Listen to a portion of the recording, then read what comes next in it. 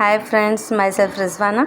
So మనం TET డిఎస్సికి సంబంధించిన గ్రామర్ పాయింట్లో ఇప్పుడు పార్ట్స్ ఆఫ్ స్పీచ్ చూస్తున్నామండి. దాంట్లో మనం ఇంతకుముందు బిఫోర్ వీడియోస్లో నౌన్, ప్రనౌన్ అండ్ దాంట్లో types of nouns, types of pronouns చూసాము. ఎవరైనా చూడకపోతే ఒకసారి చూడండి, మీకు క్లియర్ ఇన్ఫర్మేషన్ ఉంటుంది. ఇప్పుడు ప్రజెంట్ మనం ఈ వీడియోలో వెర్బ్ గురించి తెలుసుకుందామండి. వెర్బ్ అనేది మనకు కంప్లీట్ సెంటెన్స్లో అతి ముఖ్యమైన పదం అండి వెర్బ్ అనేది.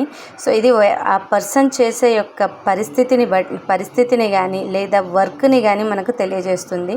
సో ఎగ్జాంపుల్ చూద్దాము. Ravi writes novels. రవి అనే పర్సన్ ఏంటి, నావెల్స్ రాస్తారు. దీంట్లో రవి అనేది సబ్జెక్ట్ అండి, రైట్ అనేది వెర్బ్ అవుతుంది, నావెల్స్ అనేది ఆబ్జెక్ట్ అవుతుంది.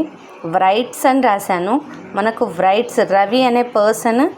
సో హీ కాబట్టి మనకు హీ కానీ షీ కానీ అలా వచ్చినప్పుడు ఏం రాయాలండి, ఎస్ కానీ ఈఎస్ కానీ రాయాలి. రైట్కి మనం రైట్స్ రాయాలి. సో సబ్జెక్టు, వెర్బ్, ఆబ్జెక్ట్ అవుతుంది. సో సెకండ్, దీంట్లో మనకు 3 టైప్స్ ఉంటుందండి వెర్బ్స్ కూడా. ఆ వెర్బ్ అనేది మనం చేసే పనిని తెలియజేస్తుంది, లేదు అంటే మనకేమైనా జరిగిందా అనే పరిస్థితిని తెలియజేస్తుంది, లేదు మన పరిస్థితి ఏంటి అనే విషయాన్ని కూడా తెలియజేస్తుంది. ఇలా 3 టైప్స్కి 3 ఎగ్జాంపుల్స్ ఇచ్చానండి. ఫస్ట్ ఏంటి, రవి రైట్స్ నావెల్స్. సో ఏం చేస్తున్నారు, తన చేసే వర్క్ ఏంటి అంటే రైట్స్ నావెల్స్, వర్క్ గురించి తెలియజేసే వెర్బ్ ఇది. సెకండ్ పర్సన్ ఏంటి, రవి వాస్ కిక్డ్ బై రాము.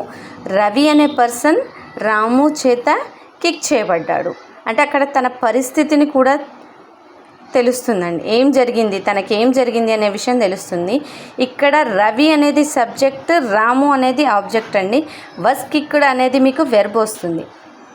వెర్బ్లో కూడా మనకి ఇది యాంగ్జిలరీ వెర్బ్ అండి, హెల్పింగ్ వెర్బ్ అని కూడా అంటారు దీన్ని. వస్, ఈజ్, యామ్, ఇవన్నీ హ్యావ్, హ్యాజ్, ఇవన్నీ మనకు ఏమవుతుందండి, హ్యావ్, హ్యాజ్, హ్యాడ్, ఇవన్నీ మనకు హెల్పింగ్ వెర్బ్స్ అవుతాయండి.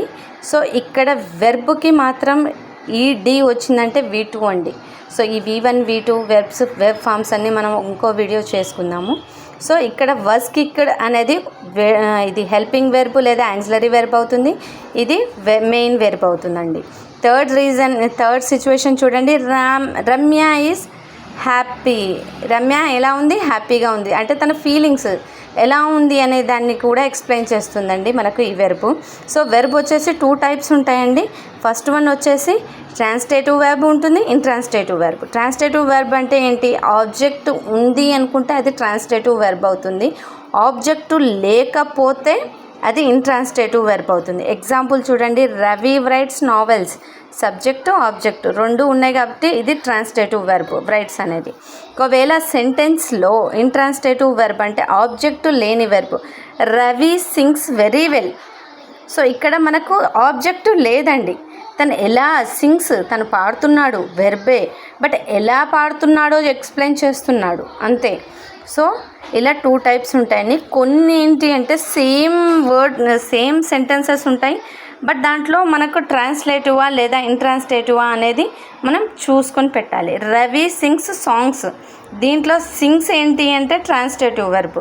రవి సింగ్స్ వెరీ వెల్, ఇక్కడ ఆబ్జెక్ట్ లేదు, సో ఇంట్రాన్స్లేటివ్ వెర్బ్ సింగ్స్ అనేది.